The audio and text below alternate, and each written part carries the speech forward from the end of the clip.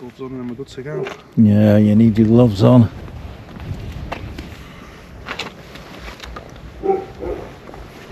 Especially when you're carting something like that. Yeah. This wall here, just on the other side, they come through the pipes up there, they come through here, and they got to this wall. Now they didn't have the torches on at this point, but they got there and one of them felt somewhere underfoot, and as he looked down they saw this sheep, and because it was cold, it was like the 25th of October, and they said it was steaming, there was steam coming from it, so it was a fresh kill. They got the torches and looked round and didn't see anything, but at one point one of them looked over where I'm shining the torch, and they said they saw a pair of red eye shine quickly going down into the grass. Red eye shine. Red eye shine, which is unusual because we don't have any animals in this country that have got red eye shine. And the next minute it started growling at them. But what they did notice before standing on the dead sheep was there were sheep huddled around just on top there, and they were just in a circle. They looked terrified, they weren't moving. Even when they saw them, like the sheep around here, if they see people, they move away, but these were staying in the exact same position. So they got growled at, and he saw the red eye shine, but they said they felt this growl as well. You know, they could feel it in their own chest, and it frightened them that much that the younger lad came running along here, and he jumped over this bit of fence in here. The other fella came through the gate here. As he got to this point on the road, they said as they were walking, well, almost not running but walking fast, there was somewhere going from one side of the road to the other, what they couldn't see, but they heard it growling, and it was going from left to right, so they got to the van and they sped out of here. So yeah, that's where this area here and the field further on is where that year for about 3 months we found, all in all, about I think it was 12 dead sheep that had all been slaughtered the same way. You don't expect them to attack sheep because it's not like they need to feed if there are paranormal beings. Well, that's it. If they are paranormal, then yeah, they're not gonna. They don't need to feed. I mean, there's that, you know, where they could be feeding on people's energies through feeding fear of people. You know, when they terrify someone and then they somehow get some sort of energy from that, the fear energy. But nutrients, you wouldn't think, unless they were flesh and blood and they're going from one dimension as you will, and coming into our existence and then sort of going into their existence somehow. Right, where's this ice now on that side? Too bad here. Ooh, that don't look good though. No, that does not look good. Here's that one. You can get the runoff, it's just freezing. What's inside of that?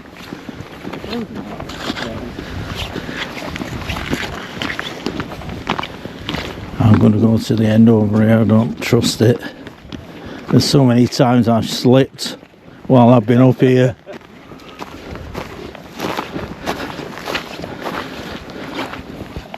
Well, it is a lot different than last time we came up. Well, yeah, we couldn't see that, could we? No. Yeah, we're high enough now to see everything. This during day is great because you can pinpoint things out.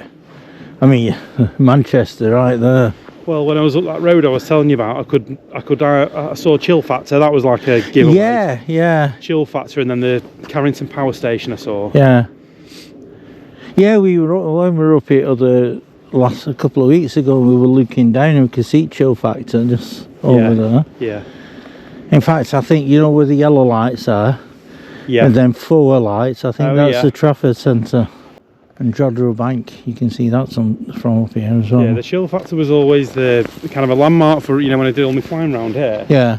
Because obviously we come from Bolton Aerodrome, which is right next to the chill factor. That was the only way to really identify where you were going back to. You could spot the chill factor from a mile away. Yeah. And if you notice on a day like today, when you look at the mast from anywhere else during the day, you'll notice that the top bits are really white because they get that much frost on them. They turn white. Oh, is that what that is? Yeah. That's why sometimes, you know, in summer it just looks normal, doesn't it? But in winter or when it's cold, they just freeze over. That's what the signs, you know, the sign that you said about looking out for falling ice, because of that. So yeah, we've just finished walking up to the mast at Winter Hill. We've just got back down now, aren't we? And we're sat here like warming our hands, and because our fingers are freezing. It's minus, what is it now? Minus 2.5. 2.5. So even though we've been walking, we've got thermals on, we're still cold. So we're warming up first. But while we're here, I thought I'd introduce Dale to you. Dale Makin. We're doing a documentary together for Dale's channel, and I'll let you talk about that. Yeah, so for some of you watching this, or some people type my name to YouTube, you've probably seen me in a previous life on YouTube. I had a YouTube channel called Paranormal Truth. Me and my colleague Justin used to essentially go out to all these haunted locations across the country. We did that for a large number of years. Ended up going our separate ways 2 or 3 years back, and I've just had a bit of a break from the paranormal, and I've decided to kind of just get back into it again.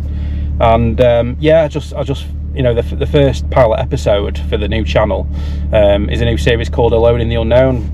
The idea is it's basically me on my own heading out into the unknown. The first episode is around the Winter Hill and the surrounding area.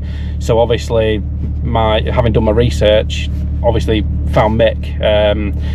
You know, obviously I know Steve Meara, who's also going to be featured in the documentary, and I know, you know, through the small world it is, you know, obviously Mick knows Steve as well. And you know, when I'm looking for subject matter experts on something that I'm working on, you know, Mick's name's just slotted into place, having done all my research on it. You know, Mick is the go-to guy when it comes to Winter Hill and the surrounding area. So yeah, I got in touch with Mick and just said, look, would you mind meeting up with me and doing a bit of an interview, doing, you know, coming with me on some of the walks and doing a bit of a recce, just in preparation for me going up on my own. And thankfully he agreed, and yeah, we've met up now quite a few times, haven't we? It's been quite a few we've been out quite a lot now. Yeah, Mick's been giving me a bit of a guided tour of the area, which has been, you know, really appreciated, because I don't know the area too well.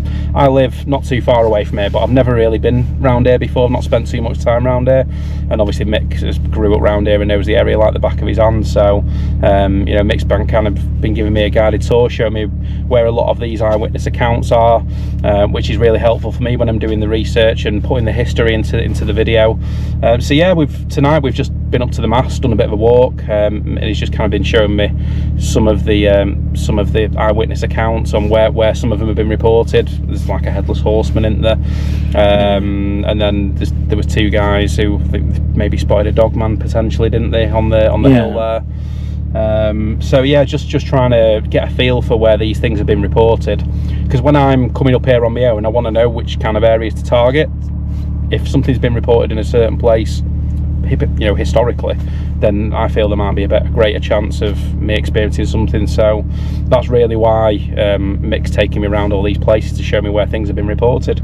We were originally going to go over to Roddlesworth tonight, weren't we? We were, yeah, but after all the rain we've been having, it's I had to walk on around that area, so I thought we'd stick to the dry road really and walk up that way, because last time we approached it from the other side, and it was foggy. We could hardly see anything. We couldn't really see the mast, and we just saw the red glow of the light. There was just a bit of a glow, wasn't there, when we walked up. We walked up from the Belmont side, so it was quite a slog on the way up. And yeah, when we got near the top, we just couldn't see anything. It was just thick cloud, and we just saw a little bit. It wasn't even that much of a glow, to be honest, was it? It was a little bit of a glow. Yeah. So yeah, it was a bit of a shame. First time up the hill, couldn't see the mast even when I was right in front of it. But I think that's why Mick wanted to take me up here tonight, considering Roddlesworth was kind of out of the equation tonight because it'd been raining yesterday. That was my idea tonight, because I thought you didn't get a chance to see it the other night. No. I thought tonight it's clear. There's no clouds. See for miles, couldn't you? I mean, we saw Blackpool Tower. You can see as far as Southport, Blackpool. Yeah, you can just see for miles on a clear night out here. And yeah, it's just such a lovely place to walk. And the added bonus is there's a lot of weird stuff that goes on around here, and I want to try and uncover and get to the bottom of some of the stuff. But as my channel progresses, it's not just going to be about Winter Hill. This is just the first episode. I'm trying to get to every place that's got some kind of history and some kind of reports, so I'm filming in other locations as well. Not too sure when the first episode is going to be out because we're still filming, obviously. I'm yet to meet Steve as well. Steve had a bit of bad news in between Christmas and New Year, so that filming got a bit delayed. But yeah, hoping to maybe get the first episode on Winter Hill out maybe by the end of January. So yeah, just check it out. Head over to the YouTube channel Alone in the Unknown. It should be live by then. At the minute the channel's hidden, but yeah, it'll be back online probably in the next few weeks. And yeah, just basically trying to really take things back to basics, with a real kind of a skeptical look on the paranormal. You won't ever see any fakery or trickery on my channel. The reason why I want to get out there and experience things is to really try and find answers. And I know people in the paranormal generally don't find answers, just get more questions. But the more you try and experience, the more you can try and piece things together. And that's really what it's about. So yeah, we'll see where it goes. And a massive thanks to Mick for looking after me and being my tour guide. In all weathers as well. In all weathers, we've been out in the pissing rain, we've been out everywhere. It's nearly -4 now. Yeah, I mean it's freezing round here at the night time, isn't it? But yeah, I'm looking forward to getting that first episode released. It should be good, and hopefully it'll just kind of give people a bit of an alternate view of the paranormal in this particular area. As I say, I'm not going to be focusing on Winter Hill. That's kind of mixed bag, but hopefully I'll be able to uncover something and find something. You never know, I might come across one of these elusive dogmen or maybe a flying saucer. You never know. Yeah, we're actually on a road where one's come over. Yeah, I remember that. Yeah, I think I've seen your eyewitness talk about that. Yeah, which was really interesting. So yeah. I've enjoyed coming out as well and showing you around. It's been good, and yeah. Now you've seen all the different sort of weathers we have over here. What has it been, about three weeks of coming up here and doing it, and it's always been different. Yeah, I think we've had all weathers. Yeah, we've not had snow. I don't think we've had snow yet, have we? That's the only one we've not had.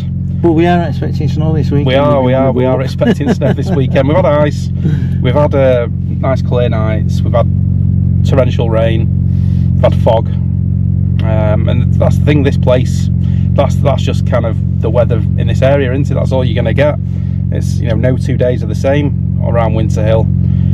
It's quite an interesting area. Yeah, and in summer it's just warmer. Yeah. Same weather but warmer.